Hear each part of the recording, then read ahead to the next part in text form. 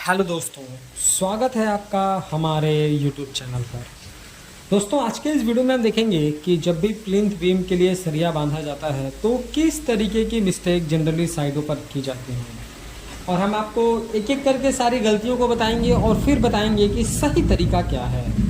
कहाँ पर ज़्यादातर मिस्त्री या ठेकेदार जाने अनजाने में गलतियाँ कर देते हैं और बाद में इसका खामियाजा भुगतना पड़ता है जो भी उसका ऑनर होता है, क्लाइंट होता है।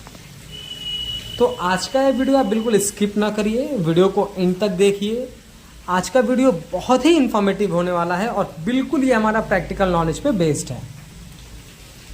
प्लिंथ बीम में देखिए, जो हमारा प्लिंथ बीम है वो हमारे स्ट्रक्चर का, जो हमारा फ्रेमिंग स्ट्रक्चर है उसका एक बहुत ही इंपॉर्टेंट कंपोनेंट है। जैसे कि इस तरीके से समझिए कि प्लिंथ बीम का सबसे बड़ा रोल तो ये है कि उसको प्लिंथ या ग्राउंड लेवल पे निचले हिस्से पे पूरी बिल्डिंग को बांध के रखना और स्टेबिलिटी प्रोवाइड करना, सबसे बड़ा रोल तो ये है। दूसरा सबसे बड़ा रोल उसका ये है कि लोड डिस्ट्रीब्यूशन में एक अहम रोल अदा करना। लोग अक्सर समझते हैं कि कॉलम मजबूत बना दिया तो हमने घर मजबूत बना दिया। ऐसा नहीं है। कॉलम के साथ साथ आपको बीम भी मजबूत बनाना पड़ेगा।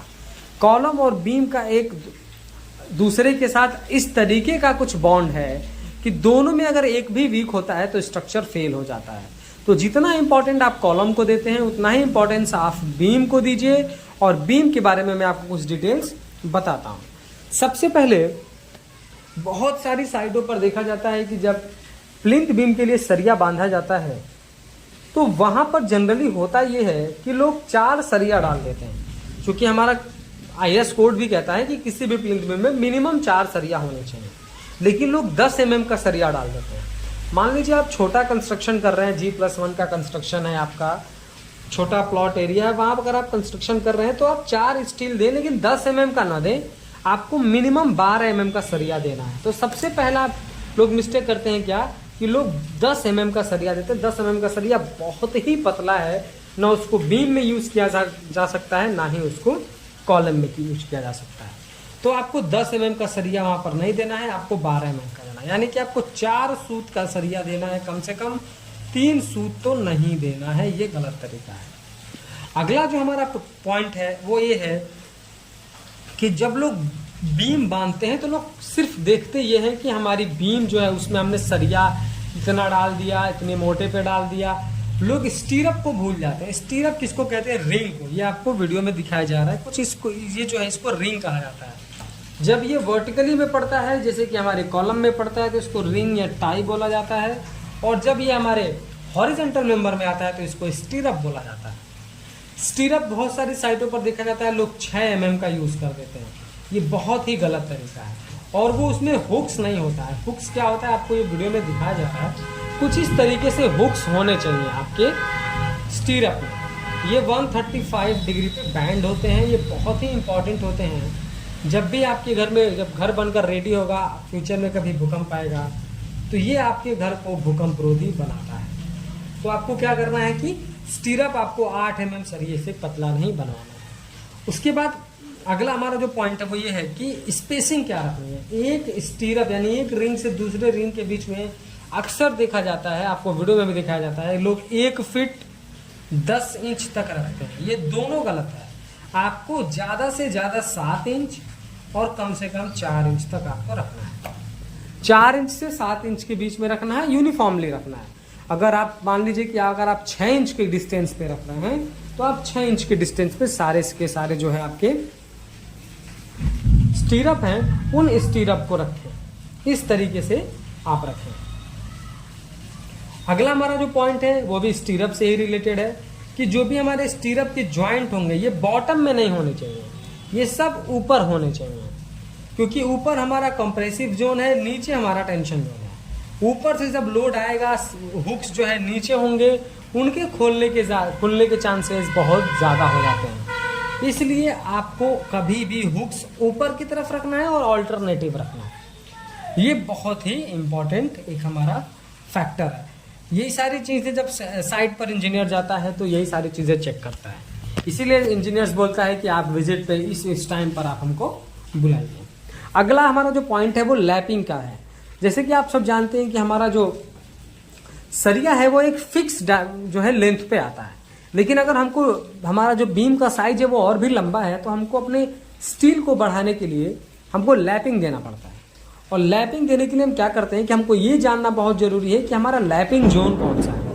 देखिए मैं बहुत डिटेल में तो आपको नहीं बता सकता हूँ क्योंकि वीडियो बहुत लंबी हो जाएगी। मैंने इसके ऊपर एक वीडियो बना रखा है, उस वीडियो का लिंक मैं आपको डिस्क्रिप्शन में दे रहा हूँ, आप वहां से देख सकते हैं। पर मैं आपको एक मोटा मोटा तौर पे बता देता हूँ। देखिए लैपिंग आपको किस तरीके से देना है, पहले आप ये समझिए कि जो हमारी बीम होती है, तो जो बीम का हमारा ऊपरी हिस्सा होता है यानी जो हमारा टॉप लेयर होता है, टॉप लेयर में आप कहीं भी जो है लैपिंग दे सकते हैं, उसके लिए कोई बाउंडेशन नहीं है। टॉप में आप कहीं भी लैप दे सकते हैं, लेकिन बॉटम में आपको लैप देते समय ख्याल करना है। बॉटम में उसका तो अपना फार्मूला है कि इफेक्टिव लेंथ मल्टीप्लाई बाई 2, इसके अकॉर्डिंग हम निकालते हैं जो भी हमारी इफेक्टिव डेप्थ होती है, लेंथ नहीं, इफेक्टिव डेप्थ जो हमारी बीम की होती है वो मल्टीप्लाई बाई 2, इसके बेसिस पे हम निकालते हैं, वो क्लियर कवर को माइनस करते हैं। ये सारी चीज़ों को मैंने वीडियो में बताया है, आप उसको देखिएगा। पर इस तरीके से समझिए कि बीम के टॉप में तो आप कहीं भी लैप दे सकते हैं, लेकिन बीम के बॉटम में आपको न सेंटर में देना है, बिल्कुल बीम के सेंटर पे नहीं देना है, और ना ही कॉलम जहां से स्टार्ट हो रहा है वहां पे देना है, इन दोनों के बीच में देना होता है। वो फार्मूले के थ्रू हम साइड पर मेजर करते हैं। अगला जो हमारा पॉइंट है वो लैपिंग साइज के बारे में है कि मान लीजिए आप कैसे जानेंगे कि आपको एक सरिया के ऊपर दूसरा सरिया कितना दूरी तक चढ़ा के रखना है। कहीं आपने बहुत लंबा रख दिया तो आपका सरिया वेस्ट हो जाएगा, और बहुत छोटा रख दिया तो क्रैक आने की संभावनाएं होंगी। तो वहां पर आपको करना क्या होता है कि आपको 50D यूज करना है। 50D क्या है? 50 आपका कांस्टेंट वैल्यू है, D मतलब डायमीटर ऑफ बार। मान के चलिए कि आपने जो सरिया यूज किया है वो 12 mm का यूज किया है, उसको मल्टीप्लाई करिए 50 से, आ जाएगा आपका 600 mm, यानी कि 2 फुट। 2 फुट आपको लैप चढ़ा करके अपने सरिये को रखना है 600 mm के अराउंड। तो ये आपका लैपिंग साइज होना चाहिए। उसके बाद जब भी आपका बीम जहां पर एंड होता है कॉलम के जंक्शन पे, कॉलम के मिड अप पॉइंट पे, वहां पे आपको डेवलपमेंट लेंथ प्रोवाइड करना है। डेवलपमेंट लेंथ जैसे आपको मैंने 50D बताया, डेवलपमेंट लेंथ जो है वो 10D होता है। लैपिंग जोन आपका लैपिंग साइज जो है वो, लैपिंग जो आपका लेंथ होगी वो 50D होगी, और डेवलपमेंट लेंथ 10D होगा। डेवलपमेंट लेंथ किसको कहते हैं? सरिये का वो हिस्सा जो एल होकर के कॉलम के एंड पॉइंट पर मिला हो ऊपर और नीचे, उसी को हम लैपिंग, उसी को जो है हम डेवलपमेंट लेंथ बोलते हैं। तो ऐसा नहीं है कि आपको सरिया सीधा सीधा ला करके छोड़ देना, सरिया सीधा लाकर नहीं छोड़ना है। आपको जिस तरह वीडियो में दिखाया गया इस तरीके से आपको लैप करना है। तो ये आपका जो है डेवलपमेंट आपको इस तरीके से करना है जैसे आपको वीडियो में दिखाया गया है। अगला हमारा है कि आपको प्रॉपर तरीके से कवर ब्लॉक यूज करना है। कवर ब्लॉक बहुत ही इंपॉर्टेंट है, तो आप कवर ब्लॉक यूज करिए, प्रॉपर तरीके से शटरिंग करिए, और फिर आप वाइब्रेटर यूज करिए, तब आपका जो है जो बीम है वो बहुत ही अच्छा बन करके निकलेगा। वीडियो पसंद आया हो तो प्लीज वीडियो को लाइक कर दें, और अगर चैनल पर नए हैं, कंस्ट्रक्शन से रिलेटेड ऐसे ही इंफॉर्मेटिव वीडियोस फ्यूचर देखना चाहते हैं तो प्लीज चैनल को सब्सक्राइब करके बेल नोटिफिकेशन को ऑल पर प्रेस कर दें। Thank you.